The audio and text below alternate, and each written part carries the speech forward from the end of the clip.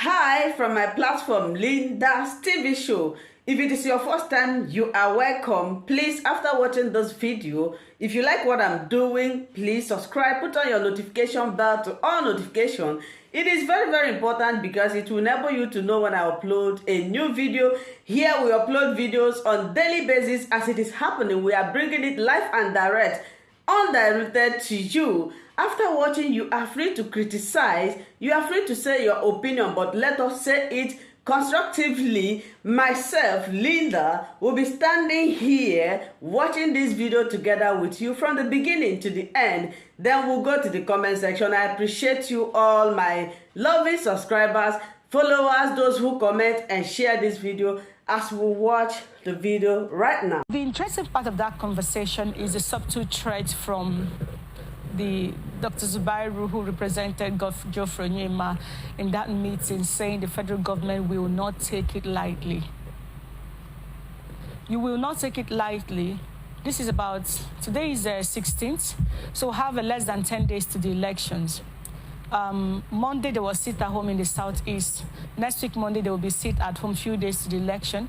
You haven't done anything. You've not taken it as a government. You've not taken any proactive steps to ensure that the Southeasterners can confidently come out to vote.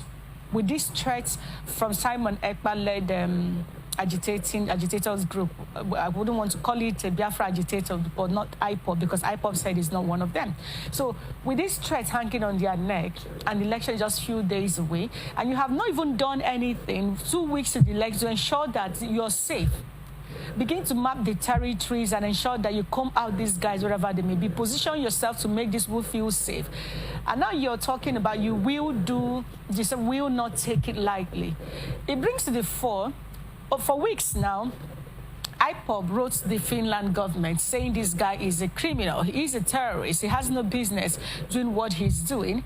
Ohaneze has also played a $50,000 bounty on his head. All of these efforts have come from the same Southeasterners that has been said they are not doing anything about it. Yet the federal government is just telling us yesterday that they will not take it lightly. So it means that nothing is on ground. Let's get to have you react to this, please. Well, I think it's typical of the way this government has reacted to issues. We just spoke a while ago about the president's address coming too late in the day after the damage would have been done in the aftermath of the Naira redesign policy and the outburst that followed it. I think it's in keeping with character. So one is not surprised that the government left it late until now to even interact with the Finnish government. But I think it also says a lot about the way we run our foreign affairs. Finland is supposed to be a friend to Nigeria. I mean, that explains why it has an embassy in Nigeria and a full ambassador, not a charge d'affaires or any other diplomat of a lower rank.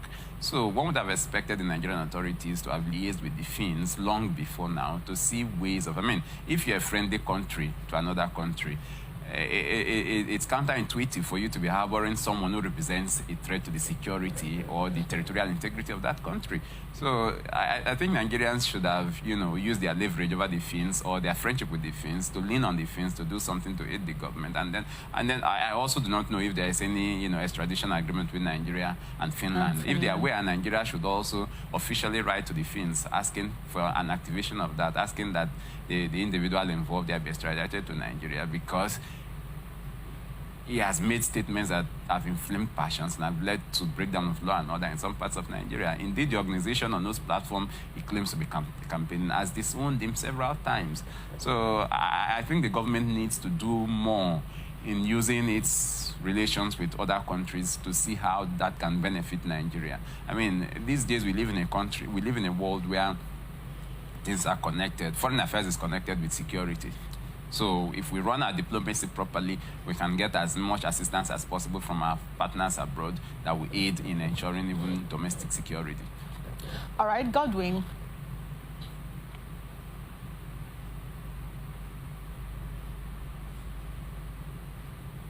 It up from the bilateral relationship Nigeria has shared with Finns so far. I want to ask at this point and get your reaction, Mr. Eric. At this point, do you think that the Nigerian, being the giant of Africa, we have been able to exercise our sovereign rights on inviting? One should think that at this point the Nigerian government should be instructing the Fin, or what do you think about our sovereign rights as a nation and Fin giving us their feedback so far? What's your reaction? Because it doesn't add up from my part. I don't know what you think about it. In the giant of Africa, any country can make any claims for itself. I mean, the proof of gianthood is in action. It's in the kind of respect you command amongst African countries. But I think this is just basic diplomatic exchange. In situations like this, it's typical for the foreign affairs minister of a country to summon the ambassador of another country. It's a first step towards other kinds of measures that may be taken. If in the thinking of the Nigerian government, the Finnish government is not doing enough, or if in the thinking of the Nigerian government, nothing has come up after this engagement with the Finnish ambassador, Nigeria can then escalate the matter by possibly, sending the Finnish ambassador out of Nigeria, or possibly taking another kind of escalatory diplomatic measure to register its displeasure with the Finns. But if you ask me to, give you my opinion about the reaction of the Finnish ambassador, I think it's really patronizing that at a time like this, when Nigeria is telling you that, look, there's a citizen of ours who also has dual nationality in your own country, who you are harboring in your own country, whose utterances constitute a threat to the security of our country. And then the Finnish government is talking about the rights of that individual, as if rights don't come with responsibilities, as if rights are endless, as if rights don't impose duties on the person who enjoys them. You are supposed to, even the right to freedom of expression is limited to the extent that you don't use your right to freedom of expression to malign other people's characters, to assassinate other people's characters. So I think the attitude of the Finnish ambassador shows clearly that the Finnish government is not treating this matter with the urgency it deserves. And I think if it's possible, Nigeria has other diplomatic channels to explore outside of these kind of engagements that we've just seen today, because this seems to me to be a remarkably tame engagement when you compare with the danger that the individual in question poses to Nigeria. So I think Nigeria, if it's possible, if it has other channels that it can take to escalate the matter, should right now begin to explore those measures as soon as possible. We are approaching elections. We are talking about an entire part of the country, an entire geopolitical zone consisting of 5 states that are at risk of not being peaceful enough to have elections conducted in those places. And you can't imagine the number of Nigerians who will be disenfranchised if that happens. And that's also going to tell on the legitimacy of the outcome of that elections when that time comes. So this is something that affects the not just the sovereignty of Nigeria, but the security of Nigeria as well. And I think the Nigerian government needs to take measures that are stronger than the one we've just seen now. Clearly, Finland is not treating the matter with the urgency that it deserves.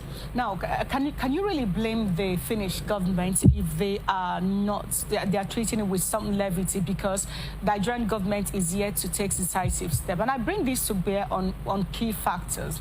Remember that Simon Ekpa was once a lawyer of IPOB and also a member of IPOB. I say once because the IPOB Nigeria have come out to denounce him, that he's not one of them.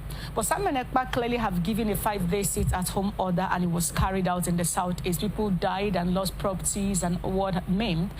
This same Simon Ekpa came back after that and declared there will be no election in the Southeast, declared a sit-at-home in the Southeast. Now bring this to bear with the demand for, because we're talking about peace in the Southeast now, the demand for the release of Nnamdi Kanu as a measure to see that there is some relative peace around that period. Because Simon Ekpa, we might look at him to be the evil person now, but a lot of his supporters are saying that he's making this demand because the government have refused to release Nnamdi Kanu.